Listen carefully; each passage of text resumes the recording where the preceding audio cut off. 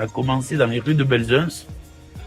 J'étais gamin, je me cherchais. Comme ça, je rencontre un monsieur qui s'appelle Pon, dans un appartement un peu squatté. Un autre monsieur qui s'appelle Choa. Entre-temps, j'ai connu avec un rappeur qui s'appelle Namor, un gars qui s'appelle Sat. Et on décide de monter un groupe qui s'appelle Le Rythme et la Rime. Et très vite, on n'a pas envie d'être tout seul, même si on est déjà 4.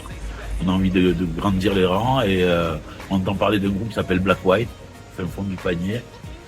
Et on va à leur rencontre et je m'aperçois qu'en fait je les connais aussi parce que j'allais faire ma primaire et mon collège dans le quartier du Panier, quoi.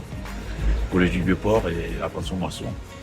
Et on décide de monter un groupe qui s'appelle La Funky Family.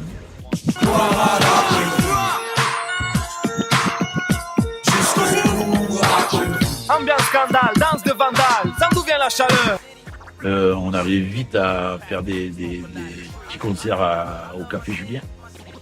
On arrive vite à rencontrer professionnellement les gens d'IAM, à être produits chez Côté Obscur et chez Sony Music, à sortir notre premier album en 98 et à être disque d'or dans le même mois. Et puis tout s'enchaîne très rapidement, on devient un groupe qui quelque part légendaire ou inévitable.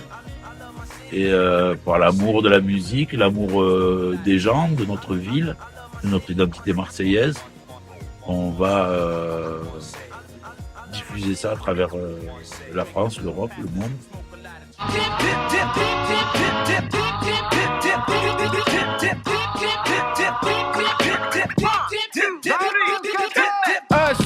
Sur les turntables. On a fait Mars Attack avec Laura Luciano. Et à la fin de Mars Attack, il y a un titre, connu de la famille Art de rue qu'on a joué tous ensemble, qui était une surprise pour le public. Et on a vu des yeux briller, on a vu des larmes, on a vu des panneaux, on a vu des gens qui étaient là, alors évidemment pour Laura, mais hyper étonnés de nous voir tous ensemble. Ça nous a donné envie de remonter sur scène. On s'est dit, finalement, l'histoire elle n'est pas morte tant que n'est pas là. Alors évidemment, il n'y avait pas Pon. Et Pon, c'est le groupe. Il n'y avait pas Fel, mais Fel, c'est le groupe. Et ça nous a donné envie de remonter sur scène, cette formation live des 4 MC et moi.